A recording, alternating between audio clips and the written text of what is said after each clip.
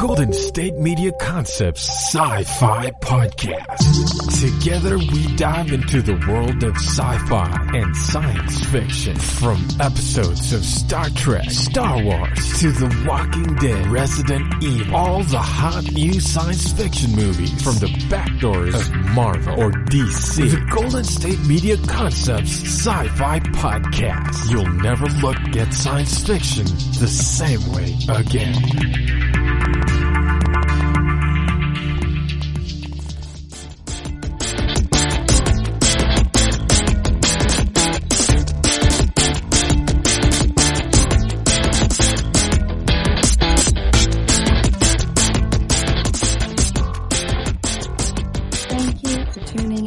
GSMC Sci-Fi Podcast, brought to you by the GSMC Podcast Network.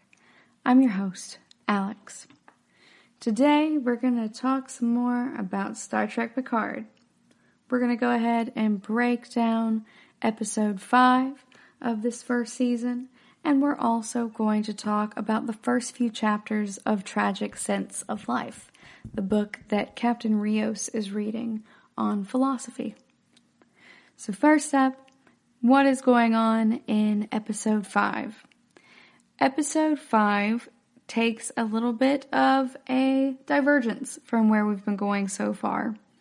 Now I say that even though we've already diverged once to go on Picard's side quest, now Rafi kind of gets one. So in this episode, they're going to visit the planet Freecloud, and it means something different for each member of the crew of the ship.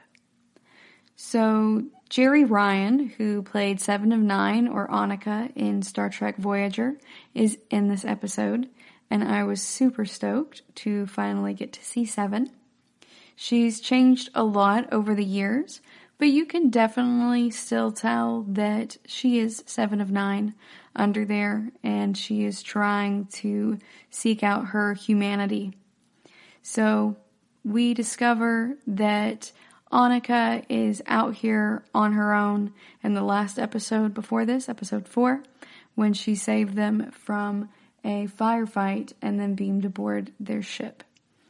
So now Picard is going out and trying to pursue this quest to right wrongs in his life, and Annika is essentially on her own quest, and they've just converged at this point. So right now, 7 is kind of going hardcore. She is a member of a vigilante group called the Fenris Rangers, and is out there rescuing folks who are in need. So she has had a lot going on since Voyager came back from the Delta Quadrant, and we have a lot of blanks that aren't filled in for 7 right here, but I actually really like that. It has kind of a Han Solo feel to it, and I like that it's mysterious where she has been and what she's been up to. It leaves us some room for growth, and you know the show loves some good flashbacks, so hopefully we'll see more of Annika in the future and perhaps get some flashbacks at some point to what she was doing in the past couple decades. Exciting places we have yet to go, you guys. But it seems to be that there's a lot going on and you're not exactly sure of her motivations per se, but you don't really need them. I love Jeri Ryan's acting, and she has really developed 7 on a personal level in the gap between these two shows occurring. It feels very true to 7 of 9, but also being a different stage in her development. So a lot of times with some of my friends, we refer to ourselves as being like 3 Alexes ago, I would have reacted this way, or I would have been like this, and 3 Rogers ago, etc. So we can use that to refer to these different stages of our lives and communicate that with our friends. And it makes me feel like there are maybe a couple of different 7s between the 7 we see now and the 7 that we last saw in Star Trek prior to Star Trek Picard coming out. And I think that that's really fascinating, the way that she has developed it, as though it is a cascade or some type of ripple effect at this point, and it's still coming across as that same character. Jeri Ryan's doing a fantastic job in that way, and I really love how world-weary that Seven is coming across, but also like the deep darkness that she is drawing upon to go out there and do all of this as she is trying to figure out whether she still has these parts of humanity within herself, because she was a Borg for so long. So I really love this episode for a lot of reasons. It's another Jonathan Frakes directed episode, and we also get Jeri Ryan here. So we're getting a really great mix of our old favorite Star Trek heroes, both on and off the screen. And we are in a new planet now called Free Cloud. It looks to be a pleasure planet and is pretty hardcore. And it's like Risa to the max. It reminds me a bit of Altered Carbon in the way that Takeshi is first bombarded with all of those different ads while he's walking around the city proper after they first spin him up following his sentence.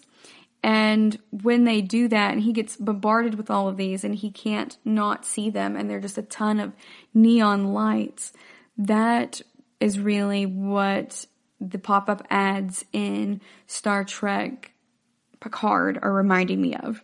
So I like how that has like a seeming continuity with what other types of folks who are envisioning the sci-fi futures that are coming to us, particularly these dystopic type of futures, and that they definitely still have advertisements up in your face everywhere. That is an amazing commonality between these, and I really love that that is just, that's in the mandorla of Altered Carbon and Star Trek Picard, you guys, is that any type of future is going to result in there being ads everywhere. Capitalist, socialist, it doesn't matter. Space communism, there's going to be ads everywhere. So that was very amusing for me. And the pop-up ads on this planet, though, on Free Cloud, they will actually start coming up to you even before you land. And it's also a holographic format for it. So in that way, I also enjoy seeing kind of how the holodeck has evolved over the years, too. This episode has layers, you guys. So we used to use the holodeck in TNG for going and doing interesting adventures with Sherlock Holmes and such, and doing some noir types of acting. You could also go in there and practice fighting or play sports. It was used for recreation and amusement. And then you have them trying to actually learn things from Da Vinci and everything inside of Voyager. And then in DS9, we all know what the holodeck is mostly used for in DS9. And it just goes really far in the capitalist direction for that. And overall, it just has developed over the years is what I'm really getting at, to the point that now we're like, oh yeah, we would just be using this for the most mundane of things, like just advertisements. And I think that that's also a really fun reflection of where Star Trek was back then and where we're at with it now, where now it's just kind of holographic everything like Tony Stark, and also you have the mundanity of it, because at this point, everything with the internet is no longer as exciting as it was in the late 80s and early 90s when Picard and Voyager and everything was on the air. It's not like just an exciting new frontier. It's now, oh yeah, also the bummer parts of life are also being upgraded technologically in their presentation. So I think that that's really fun to look at, because it is mirroring, it's art mirroring life at this point. And we see some reflections of where we are now and also extensions of where that might be in the future. So I love seeing that Free Cloud looks pretty skeevy.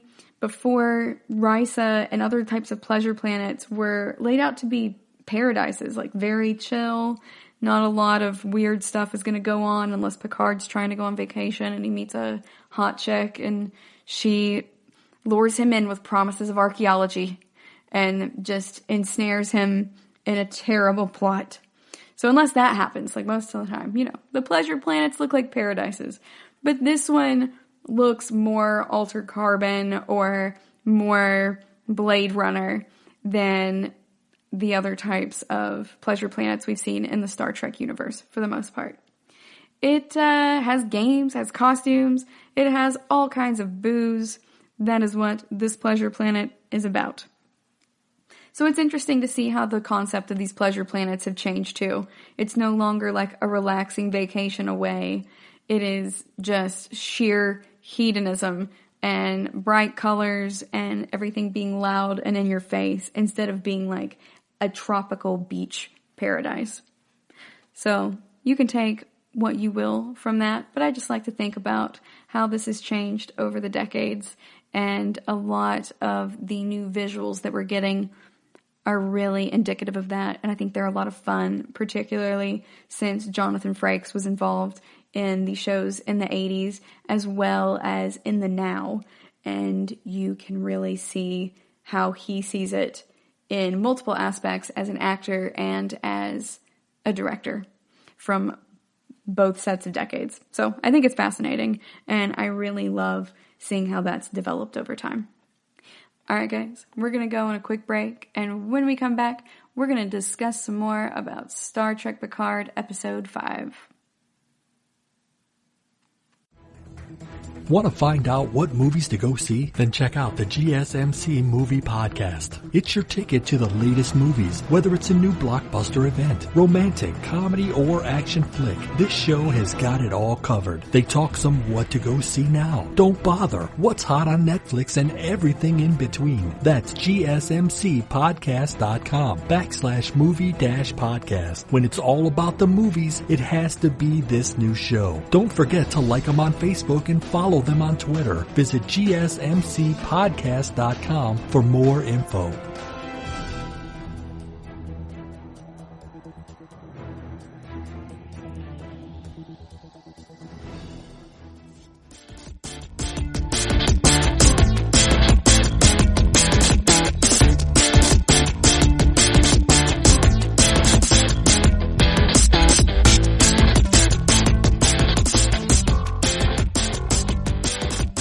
Welcome back. Before the break, we were talking about Star Trek Picard's pleasure planet, Free Cloud, and its similarities and differences from previous pleasure planets like Risa within the Star Trek universe, as well as the ads in holograph form in both Star Trek Picard and Altered Carbon. Overall, it looks really cool, and I love seeing the different perspectives as the people who've been involved in the series for decades continue this new iteration. But now I really want to talk next about where we go once we get to Free Cloud. So the crew of the La Sirena are on Free Cloud looking for Dr. Bruce Maddox, the supposed father and creator of Soji and Dodge. So they are trying to find him, and it turns into a rescue mission essentially when they find that he's definitely there, but he's kind of been captured by a crime lord, and they've already made a deal to try to hand him over to the Tal Shiar. So that is bad news bears for Maddox. So this episode quickly turns into a heist type of an episode, and there are fake identities, there are disguises and outfits and everything, and it's kind of weird in how it fits in. It's just very different in tone, I think, from the first few episodes, but also when you compare it to TNG and Voyager and how they would do these episodes of essentially holodeck episodes, there is a very similar resemblance in kind of the shenanigans going on, I suppose we can say. It's a little bit lighthearted for me compared to the episodes before. I still enjoyed it, but it did feel a little cheesy. But like, it knew that it was cheesy, but not quite camp. It was not intentionally cheesy. It was more like a head nod to holodeck episodes, I felt. But that's just how I feel about it. If you totally disagree with me, please let me know on Twitter, and I will be glad to hear it from your perspective and give it another watch through. I did like it though. I'm not gonna lie, Sir Patrick Stewart always looks good with an eye patch and a beret and a trench coat, so he looks great in this outfit today that is in this episode. It didn't come out today, but you get where I'm coming from. Episode 5 of Season 1 of Star Trek Picard. So, they have their essentially holodeck episode, and except it's not in the holodeck, it's actually in real life, so the stakes are a lot higher, which I think really further juxtaposed the types of episodes for me. But I digress. But we do get to see our bad guy and how ruthless they are and really be concerned for Bruce Maddox. So it does a good job setting up why we should care about this character we haven't met before. So we don't know enough about him as a man to really care that much about him and be emotionally invested in him. But we do know that if this person who is the crime lord in charge of his care has a history of performing these really brutal and ruthless kind of executions and everything, then we're going to actually feel that he's in danger. So we either need to feel that he's in danger or we need to really care about the character. So since we can't do the one, they do a really great job establishing the other in a show don't tell kind of way. So I really love that. I also really am enjoying this TV MA rating. So I may be one of the few who feel this way. I've seen a lot of opinions online to the contrary, but I'm fond of the TV MA rating for this. There are a lot of gritty things that probably would happen out in space in sci-fi that haven't been able to be covered before in the Star Trek franchise because of how unpalatable they might actually be and how network executives tend to cut that out.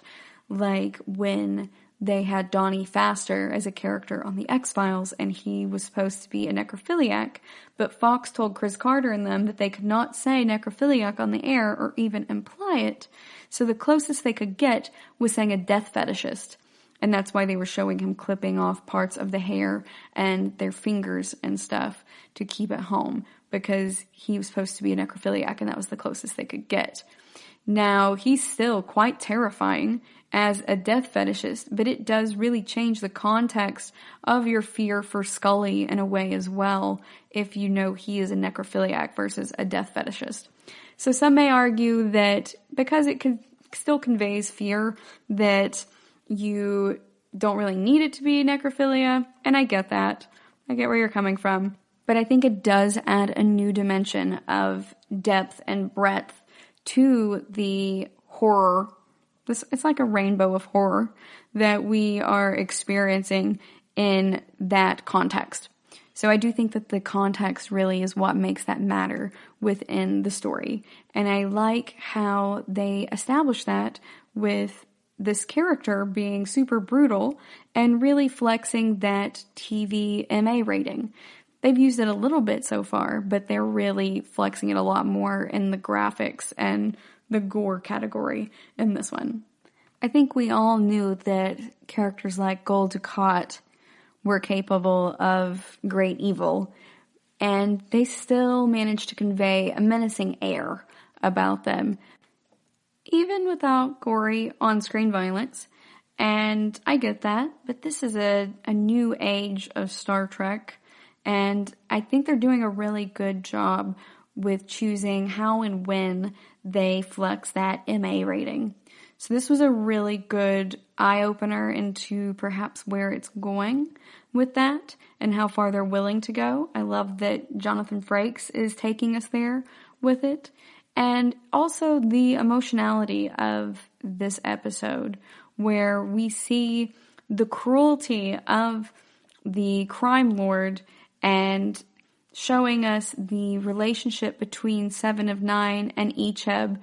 It was really cool seeing how their relationship had continued past Voyager and how they were traveling along as companions, and she refers to him as her child at one point.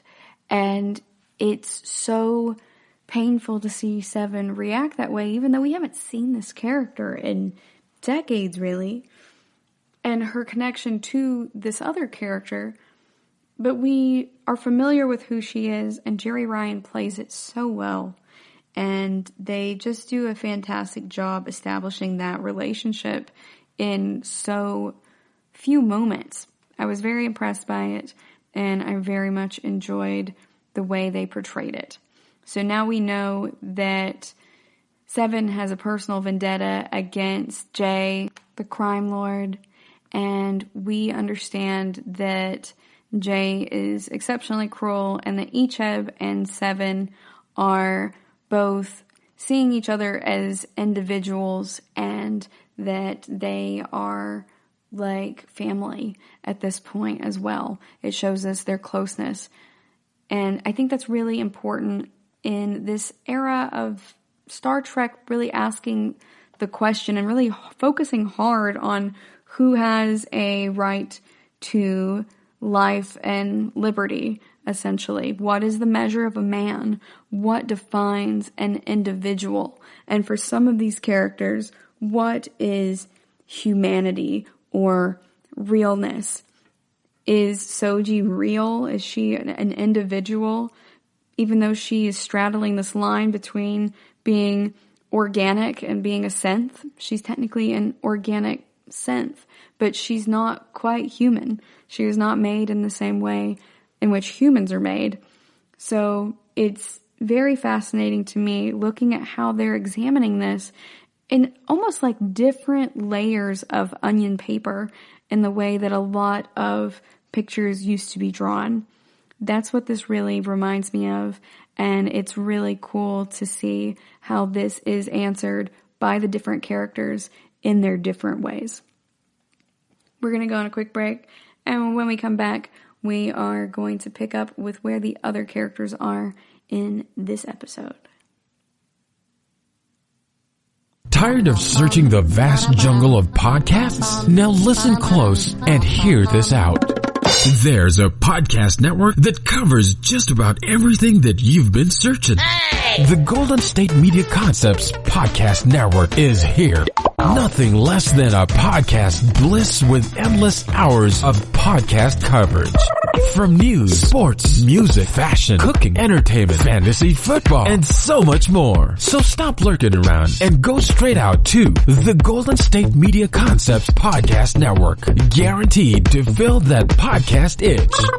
Whatever it may be. Visit us at www.gsmcpodcast.com. Follow us on Facebook and Twitter, and download us on iTunes, SoundCloud, and Google Play.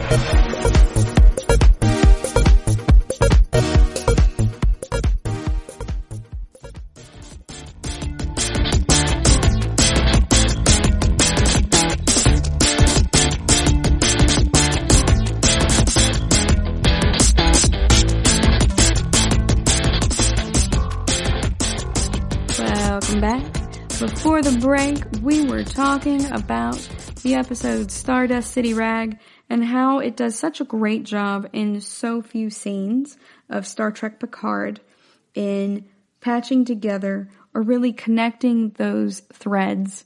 Like, I'm thinking Charlie Day from It's Always Sunny in Philadelphia, stretching the threads and the thumbtacks between everything, and you look kind of crazy. But this is more elegant than that, I suppose. Think more of that old guy with the silver hair that Deb dates on Dexter. I forgot his name. Bundy? Something like that? Lundy. There you go.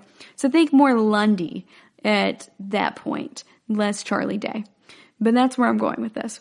So this episode is essentially just almost like a ballet of stringing together these push pins with the ribbon and getting everything to make sense without that many words even needing to be said. It is amazing how much they tell with their facial expressions and with these little interactions where we're emphasizing the TVMA, or rather, not really emphasizing it. I don't even think they've made it that gratuitous for the most part. And they're just flexing it a little bit, flexing those muscles. And when they do that, we get to see some really compelling things on the screen. It does hit you a little bit harder seeing it that way. At least it does, in my opinion. And seeing how the characters react, it's very beautifully done. So we know at this point the interactions and relationships between Jay, the crime lord, Seven of Nine, and Icheb in regards to this place on Free Cloud. We now see that we are also having to try to save Dr. Maddox from the same person who has tortured Icheb. And now we're going to see Captain Rios dressed up like a pimp to play kind of the mediator between someone in the black market who is purchasing something and the other party who is selling the item. So that just seems to be something that they do on Free Cloud. And so we see that is his role in this, and he's dressed like a pimp. And then we also have a lot of flashbacks between the planning of this event and the acting out of it. So it's very Ocean's 11 in that way. It's like a classic heist tale. So it's pretty interesting, but I was kind of surprised that that's where they went this, 5 episodes in. So they are doing this heist type thing, and in some of the flashbacks and everything, Rafi is saying, hey, make sure that you're careful around specific characters. They can literally sniff out people's lies and stuff like that. So she's essentially acting like their handler and telling them all the information they're going to need. And she's the research component. And then they're like, okay, if you do hard drugs and you take the time released kind, then it can help you get away with it. So between this and the mushroom trips across space-time that we're taking with the spore drive in Star Trek Discovery, and also the episodes of the Magicians this year, in which they were taking drugs to transport into different lands, there is a lot of exploration of substance use as side plots for this year in stories. I think that's pretty interesting. Although I do also note that Roddenberry and them had wanted to use the spore drive before and they couldn't because of the war on drugs. So it's very interesting to me to see all of this popping up now and kind of looking at the themes in art across the different shows, even if they are within the same type of media. So we are here and Rios is dressed as a pimp, and we're looking out for a person who is possibly going to be able to sniff out our lies naturally unless we are on hard drugs. So we have Rios in here doing this, and then we see that Picard is wearing an eye patch and a beret, and they're pretty much trying to outbid the Tal Shiar to get Bruce Maddox. So they are going, hey, we heard that you had this guy, and I know you already sold him to those people, but we're going to give you some more money if you will give him to us instead. But they have also put on these crazy costumes to go along with it, and they all look essentially like they're going to different parties at this point, or that they are going to a Halloween party, almost the way that these are put together. But they do get the opportunity to show Patrick Stewart using a French accent, so that's a lot of fun. We got to see him use it earlier on one of the first episodes and talking to the dog, I believe. So we're getting to hear him use a little bit of the accent here as well. And then he goes ahead and offers 7 of 9 in very much one of those Chewbacca-like scenes in which they put Chewie in handcuffs and then pretend to walk him into the detention center like he is a prisoner. But this time, they're just go ahead and walk in 7 of 9 and are like, hey, we know that you wanted this person for her Borg parts, so here you go. And they try to hand her over. But of course, she's not handcuffed, just like Chewbacca. She slip right out of him. However, 7 of 9 has not been completely forthright. She does not follow the model of absolute candor. And so she's not told them everything at this point. And Picard's like, whoa, you guys actually know each other? And it turns out that 7 used to work with Jay and was trying to rescue people who have been abandoned by the Federation. So Jay essentially betrayed Annika/7 and just essentially stole a lot of Borg technology. That's what we're getting at, is that Jay is in it for the Borg technology. That's why she does everything. That's why she tortures. That's why she kills people. That's why she betrays even the people that they were close to before. So Jay does even address 7 as Annika, and we know that 7 doesn't really use that name very much, so that is interesting to see that that might be a direction that she is leaning towards since her departure from Voyager. Either that, or she was just really close with Jay. I kind of felt some vibes. I wasn't sure if maybe they were girlfriends, but I'm here for it. So perhaps that is what was going on with this. Maybe there was some sexual tension there as well. But they were definitely at least very close and trusted each other before Jay turned on 7. And 7 also refers to herself as the one that got away. So you decide and let me know what you guys think about what we were supposed to infer from that. Alright, we also know that since they really clearly knew each other and they trusted each other, it's very likely that Jay also knew very well about 7's affection for Icheb, and that is why she is so upset right now, because this was a very personal act that Jay has committed against 7. It is a very deep betrayal. And though we don't get to see exactly what their relationship did look like before, we can really feel the gut punch, I think, from this scene. And I enjoy how they played it. We're going to go on another break, and when we come back, we're going to see how well this heist turns out.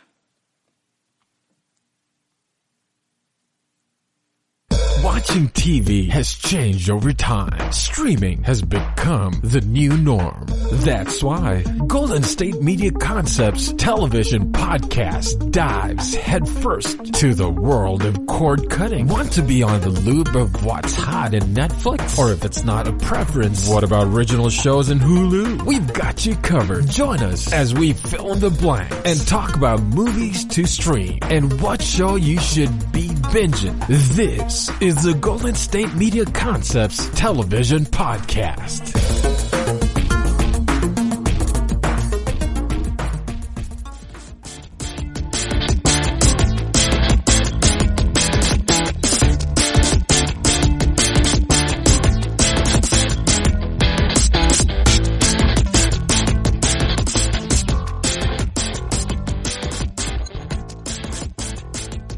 Welcome back. Before the break, we were talking about 7 of 9 and her secret familiarity with Jay, the crime lord, who was holding Bruce Maddox and also tortured Icheb. So we know exactly where this person is at this point. And we have Annika/7 of 9 and Picard and Rios and Elnor trying to make this trade for Bruce Maddox's life. We have left Dr. Agnes Dorati on the ship, and she has been directed on how to beam everyone back aboard. She's not done this before. She's visibly freaked by it, as it seems pretty par for Agnes. This is all new to her. She's a doctor, not a transporter engineer.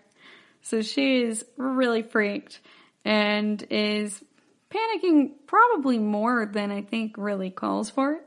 But, that's Agnes in a nutshell. So where is Rafi at this point? We have the core unit down there working on stuff, but Rafi is conspicuously absent, and Agnes is doing her own thing, just chilling up there waiting for an order to beam everyone up. So Rafi is actually on this planet looking for her son, Gabriel, and his pregnant Vulcan wife. So we are seeing a little bit more about Rafi as a person right now. We've seen her on the snake plant, and we've seen her be drunk a lot. And we know at this point that Rafi does use substances quite a bit, but we don't see the effect it's really had on anyone except Rafi right now. And she's pretty rough and tumble. So Rafi seems like she can handle a lot, and she's just kind of quietly gruff. She's a character that is, I think, largely played by males typically on television. So I'm excited to see this portrayal with a strong female character, and I really love Michelle Hurd's portrayal of Rafi. She is rapidly becoming one of my favorite characters. She's so complex, and you can tell the layers of demons that she's fighting through and just wanting the pain to stop versus wanting to be a better mother or a better person, and also in trying to work through her anger because she feels she doesn't have closure or any control over what happened to her entire life plan. So she has a lot going on, but here we get to see a softer side of Rafi in which she is in more of a submissive position in trying to reestablish a connection with her son. She's coming to terms with her history as an absent mother who was struggling with addiction, and that has really distanced her son from her. And she seems really keen to reestablish a relationship, but he is still very much hurt, and that is in a place of anger. So he is not wanting to connect with her at all. He's pretty much like, thanks for coming by. Wish you hadn't, but this was what it was. Bye. And is rather dismissive. And he has his own reasons for that. I'm not here to judge him for it. He's making his decision as is best for him, just as she's trying to make amends as best she can. So at this point, he's just not ready for it, and that's okay. He deserves to be able to come to that conversation, or not, in his own time as well. After all, he didn't really know that she was coming. He wasn't really able to plan for this emotionally in any way. So he is still very upset, and her believing that there is a Tal Shiar and Federation combined conspiracy is really still upsetting him, and he feels like she is still way too fixated on something that he deems responsible for tearing apart his childhood and taking his mother away from him. So you kind of have to look at it from a child's perspective. And it was this dogged pursuit of the Tal Shiar conspiracy theory and wanting to save these Romulans, following the course of the synth issues on Mars.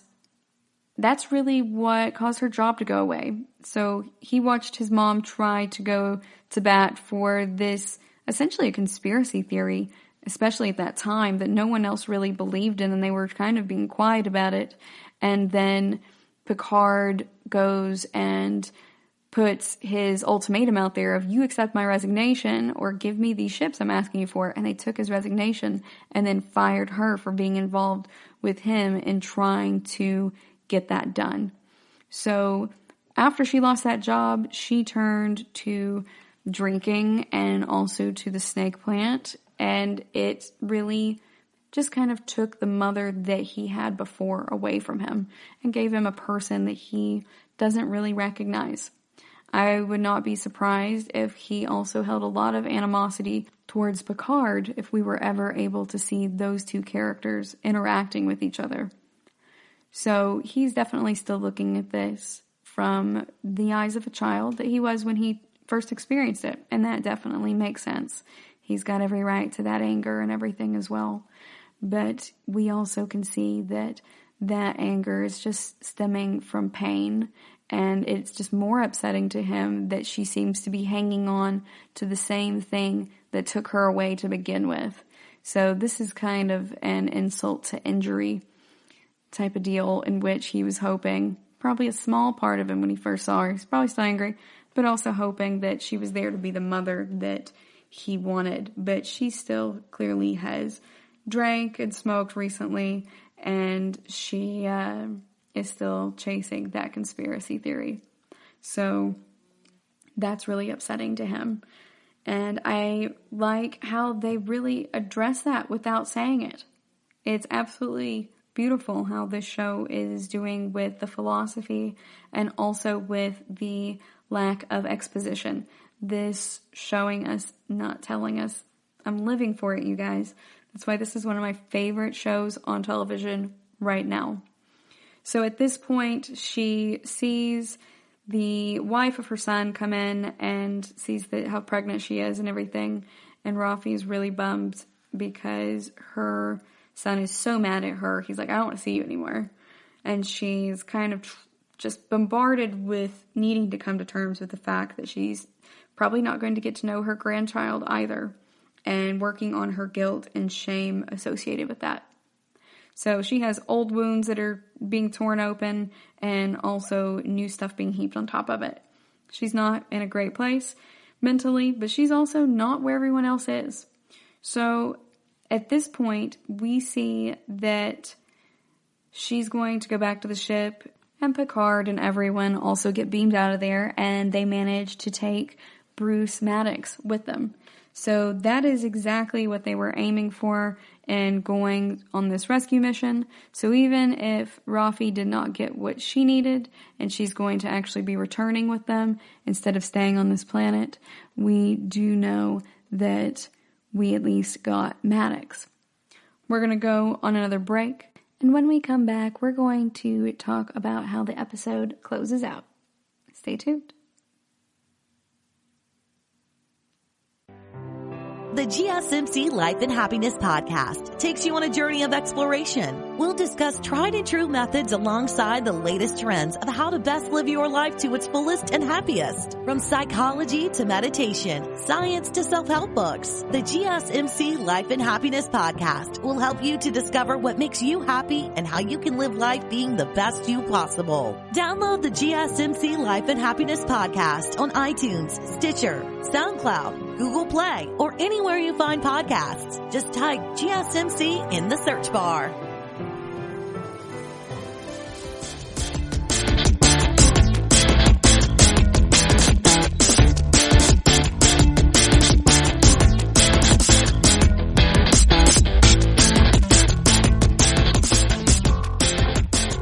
Welcome back. In our last segment, we were talking about Seven's relationship with Jay and really what Rafi has been up to in this last episode. Now we're going to talk about how the episode really wraps up. So we see everyone get transported out of that bar area when things start going sideways.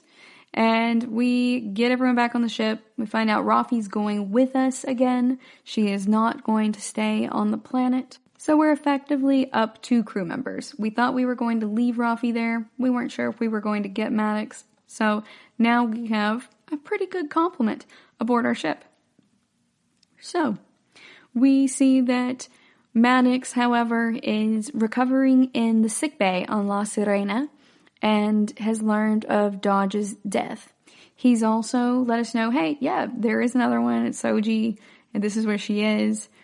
And they go ahead and leave him there. He's being attended by Rios's hologram, his EMH, but Girardi goes ahead and turns off the EMH, and then she actually kills him. It's pretty hardcore. So she's been super sweet this whole time. She was also his former lover, not just his coworker, and she has really been sitting here most of this episode freaking out And we think that she's just worried about everyone involved and how well she's going to do. But it turns out that she is killing him for another reason. She is told by him that she helped create Daj and Soji, and she just says, I wish you knew what I know. I wish they hadn't shown me. And she kills him. He just is gasping for breath, and she's apologizing to him, essentially. You can tell she's very conflicted about what she is having to do right now, but that she also feels equally as convicted that it is what she has to do. It's something she very much does not want to do, but here she is. And this is a great example of those principles I told you about before that I've learned from sci-fi in general that I've really loved over the years, like from Jack O'Neill, where you often have no great choice, but there is a best choice. And at this point, Jurati does not have a great choice. According to the knowledge and information that she has right now, all the variables that she has, this terrible thing she definitely does not want to do is something that she has no other choice but to do. And I love how they set us up to go down this journey of what the other side is up to in all of this, so that we can further open up this flower that is this season. So at this point, she has killed him, and you're like, whoa, all right, Agnes. And she's no longer this innocent character, and she's very clearly not dealing with this very well. And we are just left in the dark, essentially, at the end of this episode. We also get kind of a tie-up of where 7 of 9 is. She decides, after she gets up there with Picard, that, they had rescued her, essentially, after she rescued them, by transporting her onto their ship before hers exploded. So 7 essentially just hitched a ride to the nearest space station where she could perhaps obtain another ship or something. So Picard's like, you want to stay with us? You want to go with us on our mission? And she's like, I'm sorry, I still have a lot to do on my own personal mission. And so he's like, I totally respect that. And she goes back down onto the planet where the crime lord Jay was. And they had decided they were going to let Jay go and spare her life as long as she gave over Maddox. So they traded a life for a life, and that's how they got away. So instead of just leaving after they transported out of there in a flurry, Annika goes back down into the literal crime den that they had been in before they were transported out to safety, and then just kills everyone in there and is standing there talking to Jay while Annika and Jay are essentially also waiting for more guards for this crime lord to come in there to protect her, since 7 has gunned down all the rest of them. And they're talking for a minute, and it's super tense. Like, I am concerned, is 7 a throwaway character right now? What the heck is going on? And then they just have this brief conversation, and Jay is like, I thought that you were gonna leave. What happened to that and trading a life for a life? You guys said that you were gonna show me mercy. And 7 tells her, Picard still thinks there's a place in the galaxy for mercy. I didn't want to disillusion him. And I think that is so beautiful in regards to these two characters and where they have partly shared histories in the past. They've had this connection in this episode about talking about how to reclaim their humanity as two people who were ex-Borgs, and how that in that way they have kind of diverged, in which 7 and Picard both agree that they're searching for their humanity every day, but 7 is not necessarily clinging as hard to hers. She's still holding on, but she's slipping essentially a bit in the other direction. These components of humanity that were very grounding for her, like Icheb, have now gotten her more into the situation where 7 truly has nothing left to lose. And in this way, she is just going full mercenary almost and blowing people out of her way. Now, Seven is doing it in somewhat of a chaotic good, chaotic neutral, perhaps, type way. She has a definite goal in mind, and I think that objectively her goal is rather good, but she's just willing to get it by any means necessary and is taking out as many bad people with her as she can. She's almost like a juxtaposed Batman. So a Batman that was comfortable with killing everyone, and instead of just killing the Joker and like the big bads like this crime lord, she is also going in and killing absolutely all their henchmen on the way out. She is clearing the building to get every single kill and bit of XP in this game, is essentially what Seven is going through and doing. She's just shooting her way out. She didn't need to necessarily hang in that long and kill all those people, but this was personal. And she's not afraid to die. She's not afraid to shoot her way out of these situations. She just has that calm, cold Borg perfection that we are so used to from Seven.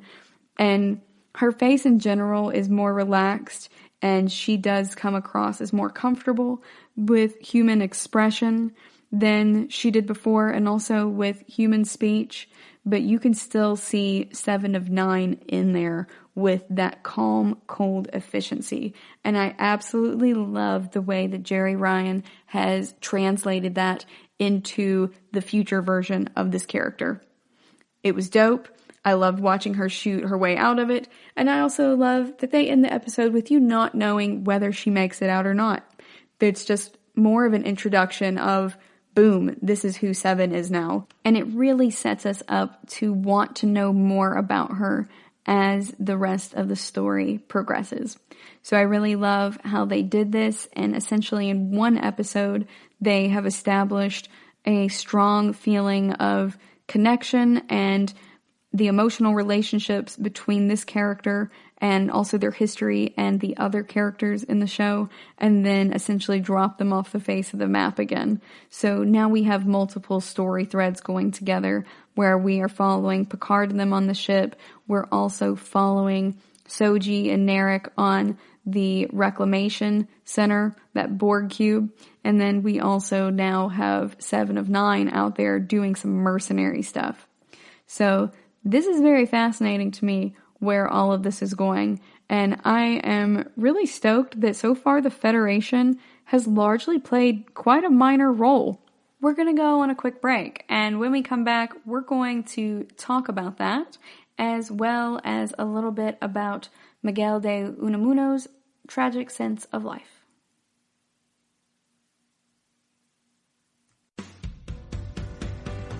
The Golden State Media Concepts Travel Podcast, the show that gives you advice on everything travel. We explore places you've always wanted to go, as well as giving tips for traveling in those places. We'll give you advice on the best sites for travel tips, information, and discounts. Join us as we travel the world, explore cultures, and meet new people. The Golden State Media Concepts Travel Podcast has got you covered. Download the GSMC Travel Podcast on iTunes, Stitcher, SoundCloud, Google Play, or anywhere you find podcasts. Just type GSMC in the search bar.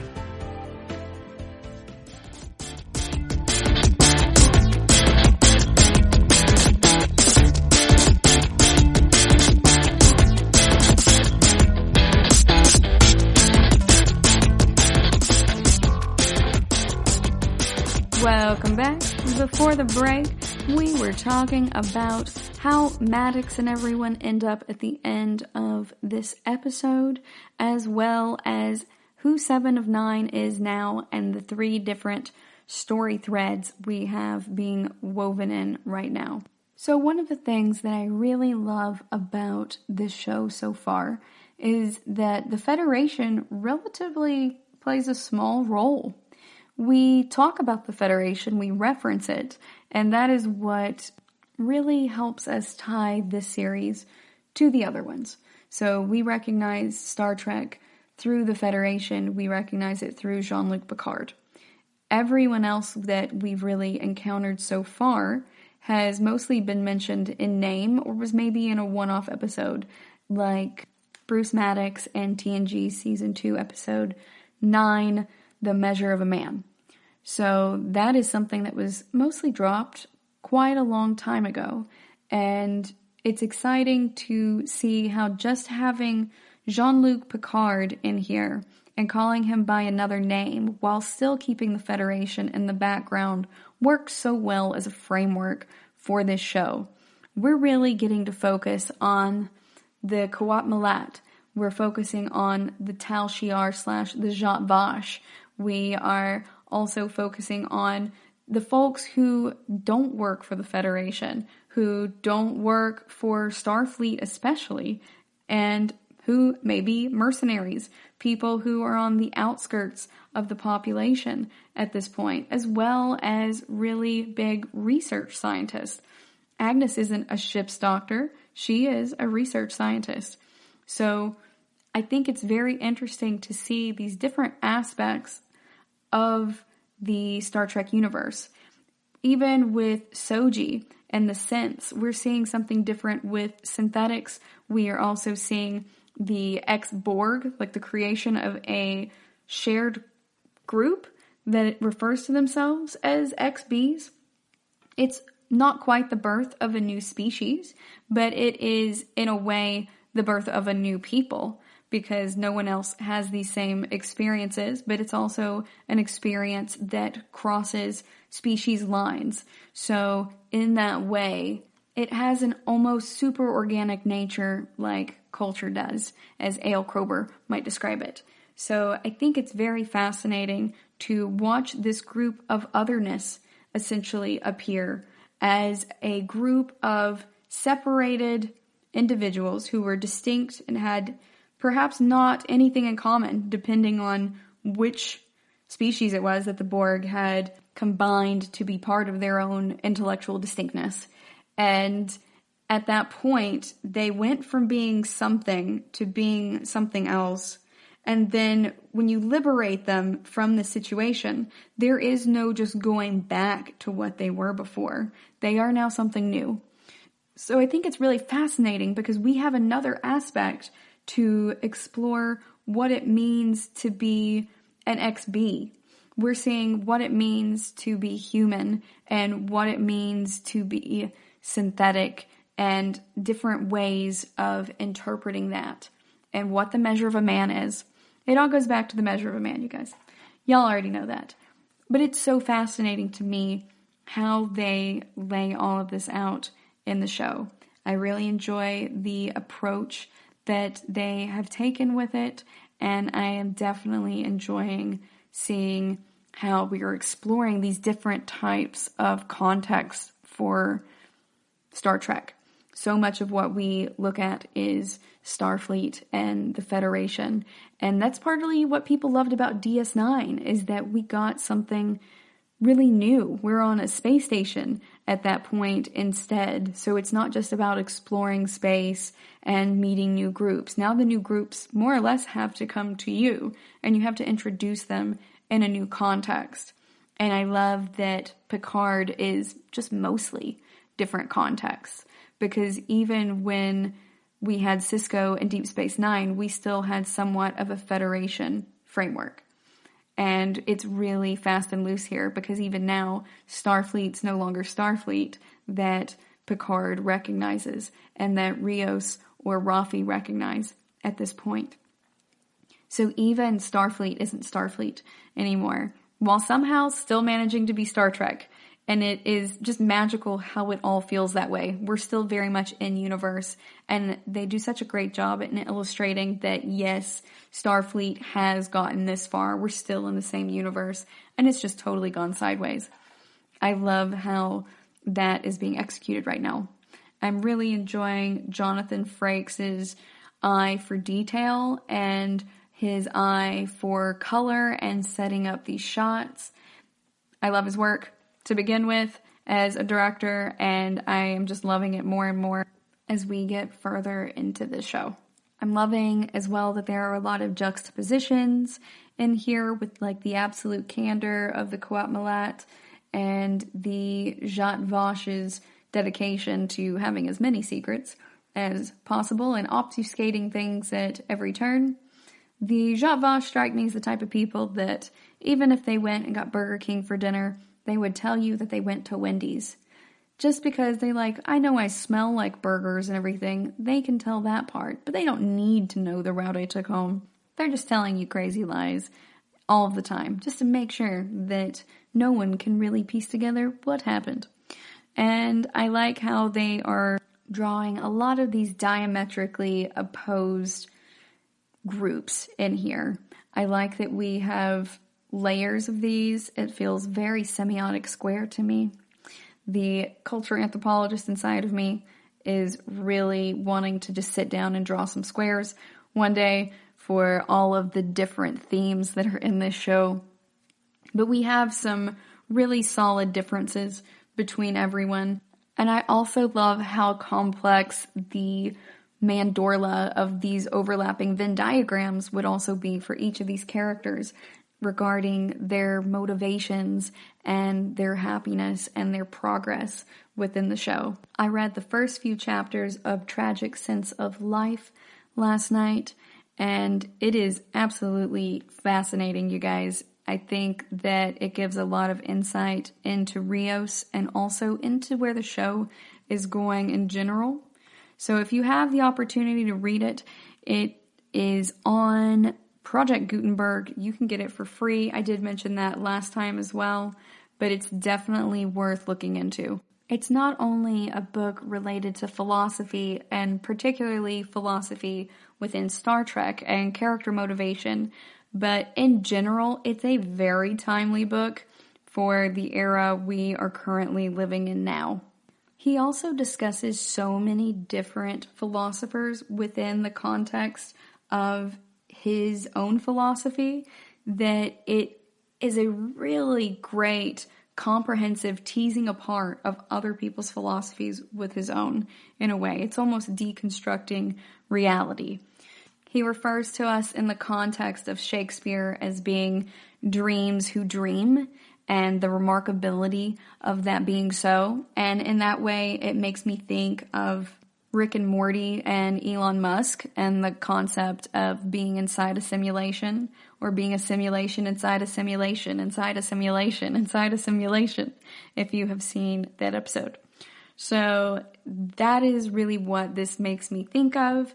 And this was published in 1912, I believe. He says that Descartes' "I think, therefore I am" is actually not true, because all that you can tell from thinking is that you are a thinker. And so he says, "I think, therefore I am a thinker." You cannot say, "I think, therefore I am," because there are men who do not think, and yet they still exist.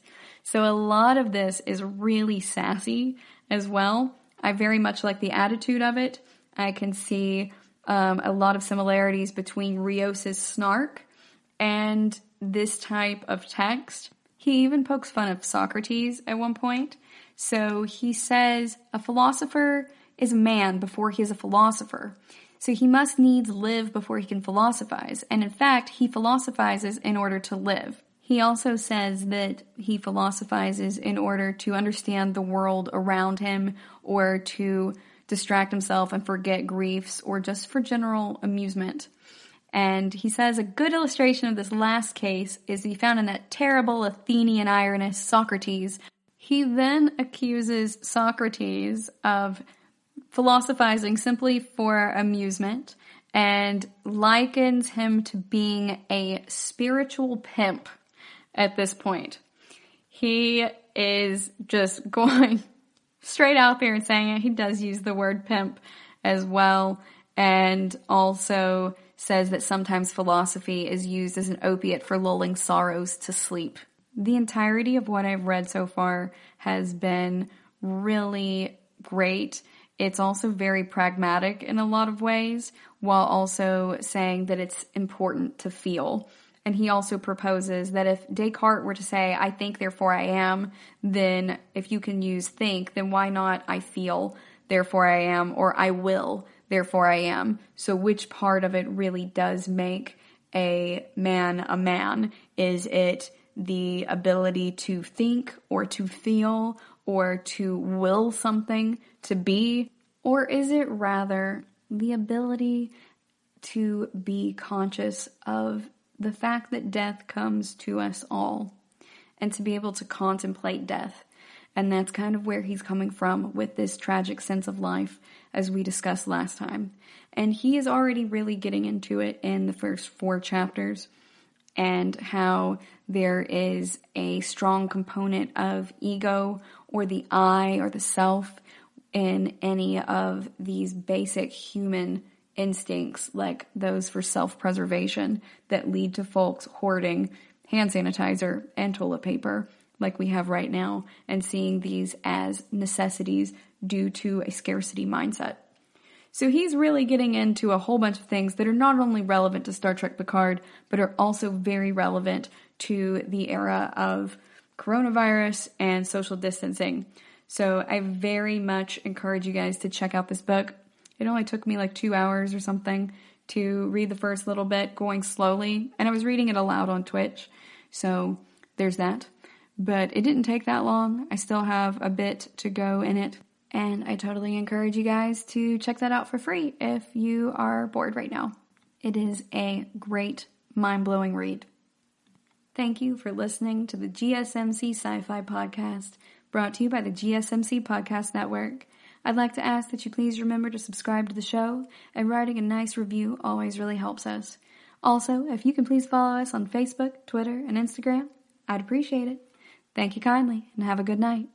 You've been listening to the Golden State Media Concepts Sci-Fi Podcast, part of the Golden State Media Concepts Podcast Network. You can find this show and others like it at www.gsmcpodcast.com. Download our podcast on iTunes, Stitcher, SoundCloud, and Google Play. Just type in GSMC to find all the shows from the Golden State Media Concepts Podcast Network, from movies to music, from sports to entertainment, and even weird news. You can also follow us on Twitter and on Facebook. Thank you, and we hope you have enjoyed today's program.